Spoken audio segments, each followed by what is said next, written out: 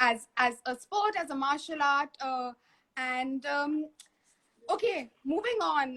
Let's talk about the Center for Capoeira India. You've given us quite an insight about capoeira, how it is for everybody. You just have to be willing as a human being to, explore it. And you might not be the best, but what is the best? There is nothing as the best. You are doing it for yourself. It's a way of life, right? So let's talk about capoeira, and then we'll come back to questions. And some people are I can see the comments and people are like, it is the most fun ever. Capoeira is the most fun ever. And, okay. So moving on. So you were instrumental in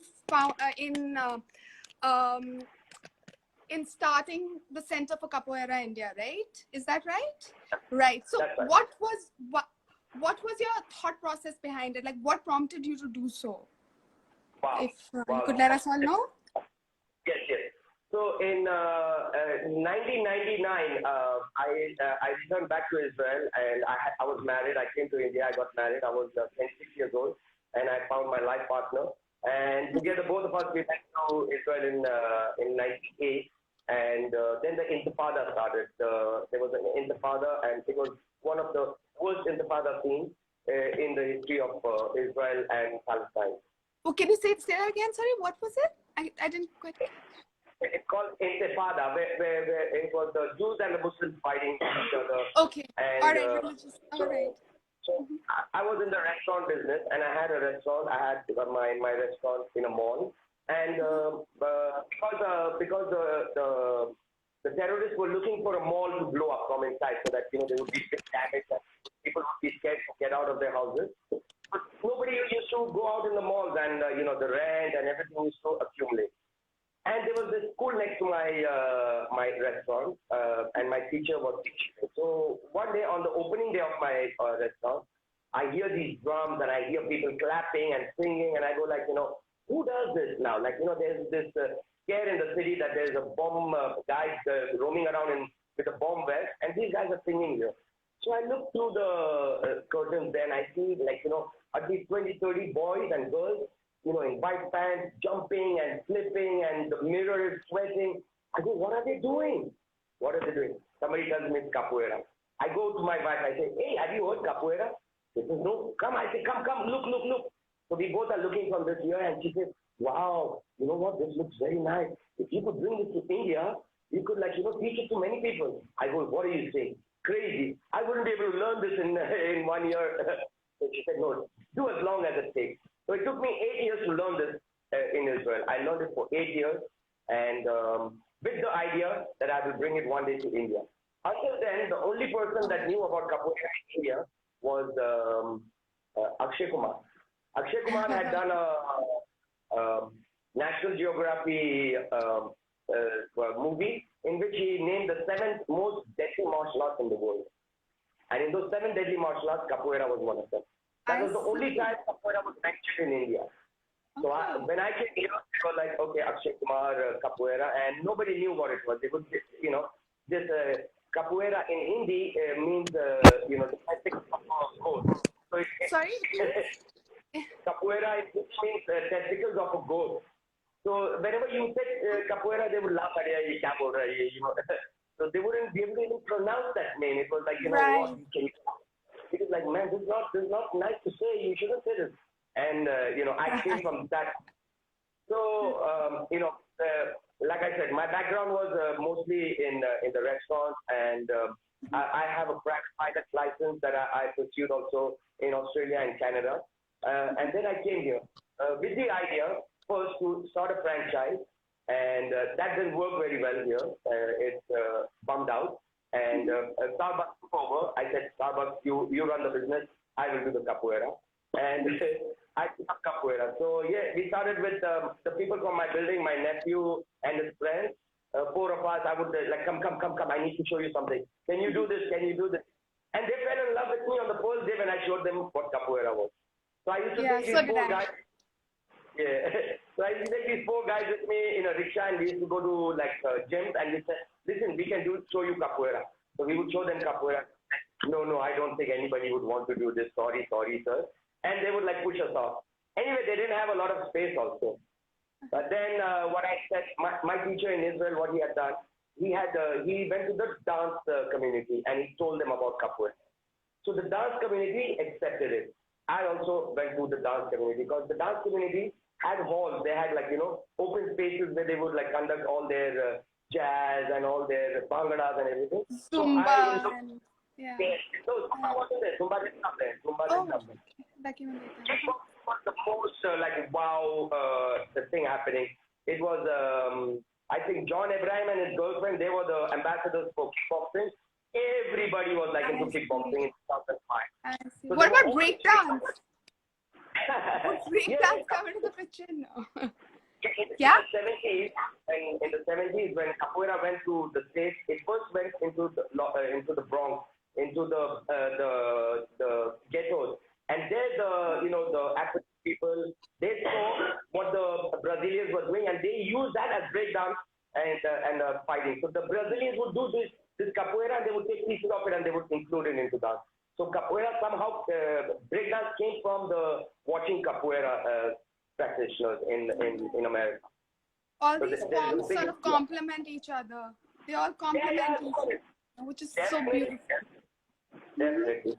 That's amazing. So I get this. I go to the dance community and I show them the steps and I go there and they go like, wow, this is great. This has something that will give the practitioner the coordination of a dancer. It will give the practitioner the strength of a martial artist. It will give the practitioner flexibility of a gymnast. It will give the practitioner instinct of a marathon runner and the beat of a drummer. So all these elements put together from one Can I add primitive something? couple. Can I add something? And the awareness of a yoga practitioner, maybe. Wow, definitely.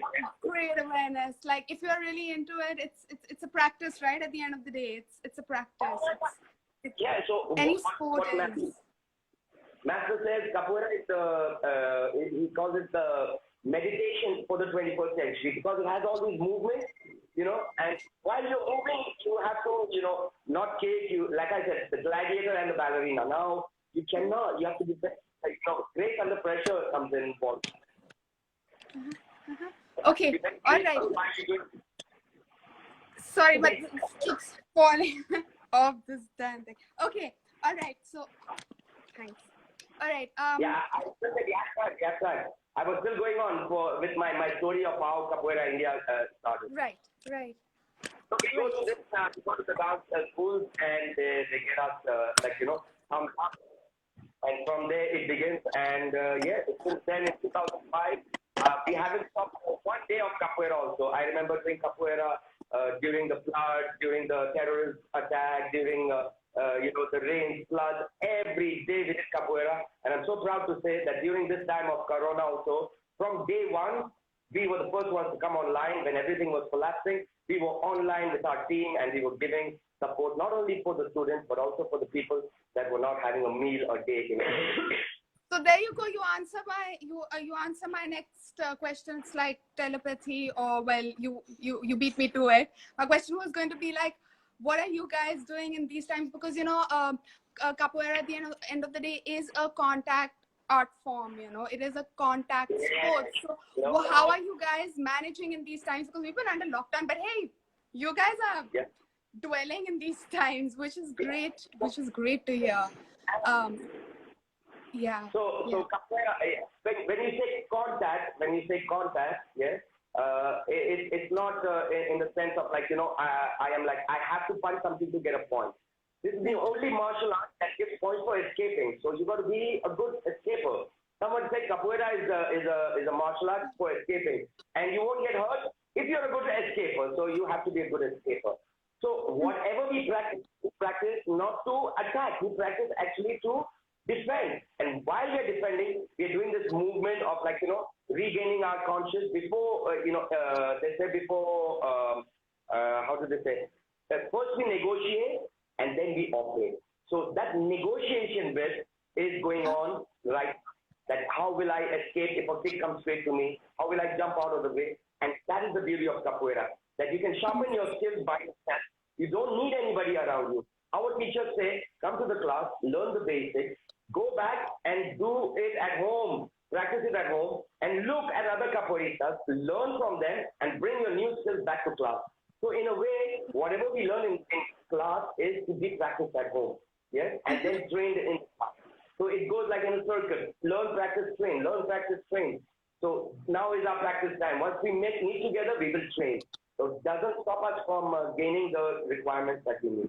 Right. To me, it sounds a lot like a conversation between two people or four people, a conversation among a lot of people while, without using words. And it's something that really does touch the soul somehow. When you hear it, it brings in a lot of lightness, just hearing. So if just hearing about it is gives you that feeling. I don't know what actually practicing it would feel like. I have tried it once, but I would love to for you guys to get it to more places, because from what I've seen in India, it's only prevalent in certain cities like Delhi, Gurgaon, Mumbai, where you guys are based out of. There you go.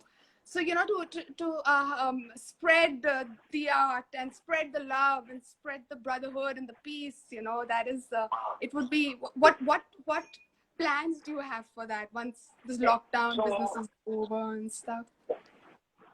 Yeah, so like in this situation with everything closed down, we on a weekly note, we give 5,000 children classes. We are online from the whole week, and all our schools.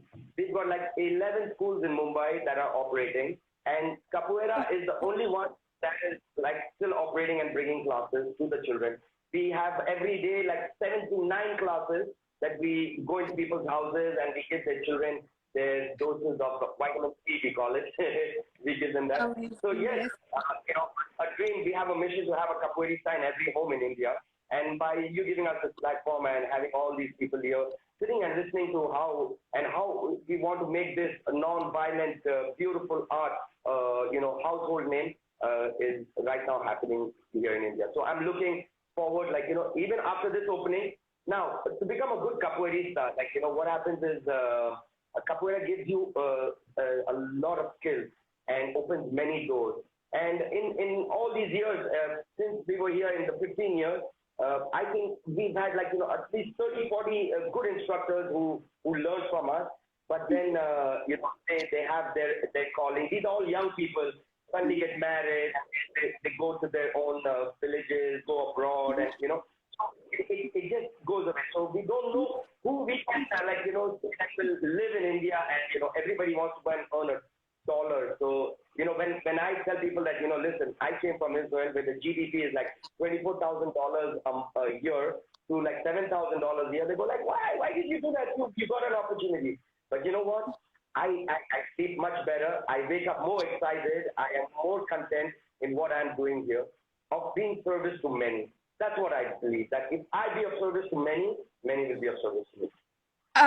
That's really well put. And I'm going to take that opportunity to just let everybody who is on here with us, listening to us, I had a brief 10-minute conversation with Professor Baba a couple of days ago, just to acquaint myself with him, and he has a pilot license. He was a part-time model back in the day, and yes, please, and he was he had his own restaurant, like he already mentioned, and had his own bakery. So always been in the creative side of things. I mean, I don't know where planes come into the picture from there, but flying is again a creative zone, right? And here we are, Professor Baba, who's okay. We're actually running out of time. I would love to carry on. I wish this could be a longer conversation, but maybe we will talk about getting you here.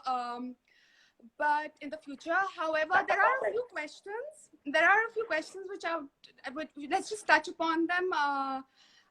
One is what is the scope of injury, like especially when it comes to pressure on knees and stuff? What is the scope of injury while practicing capoeira, or does it go back to again the physical prerequisites in the one of the things that I always tell my students, if I feel that, if somebody comes to me and says, man, I've never done any sports in my life. I've always been sitting in, like now I want to start with capoeira.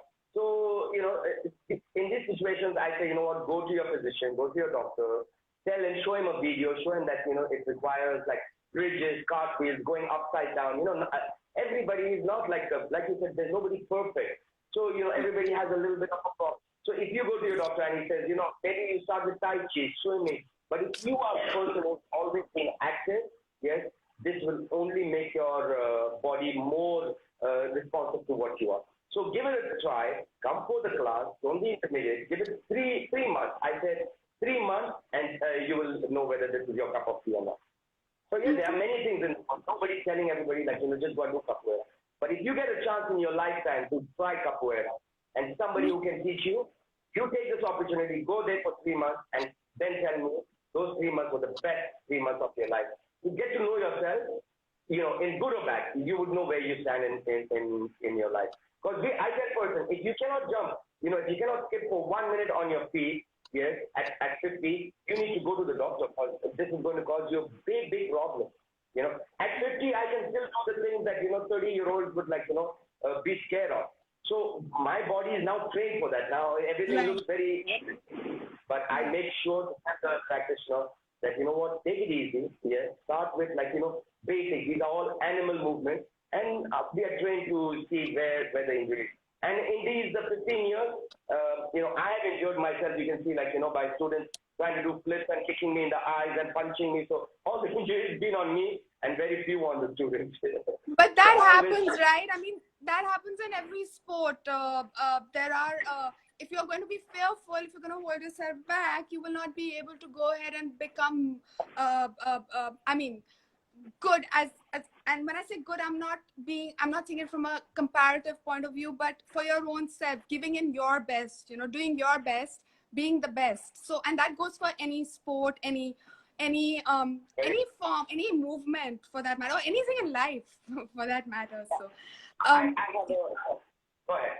I have a friend, and he always says, I tell him, he tells me about his capoeira. He says, I do capoeira that I can test myself and I can get tested. So, when I learn something, I come, I practice it, I see if it works. Then I practice it with somebody much higher than me and see how it works with him. So he's always like, if I learn poetry, I will come to a place and I will tell my poetry and I'll and then somebody else will rap with me.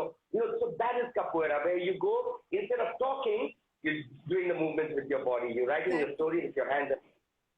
There you go. Thank you so much. On that note, we're going to end the session. We've already gone way beyond our time. It has been a very informative session. I am so glad. It's been a complete pleasure to have you on PlayWrite, Geek Out session.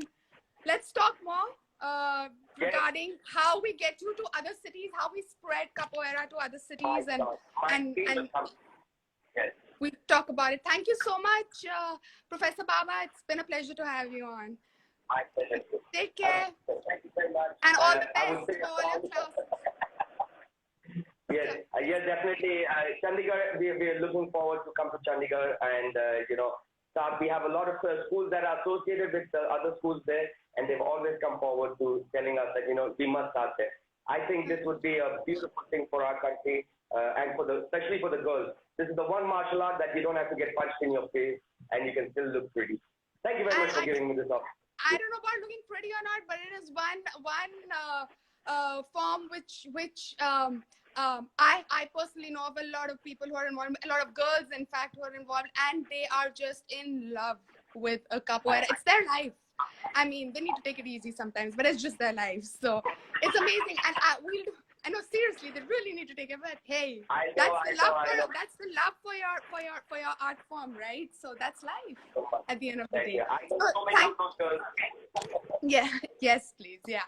So thank you so much, and we'll touch base soon. Bye, Professor Baba. Bye. Bye. Take care. Bye. Thank you.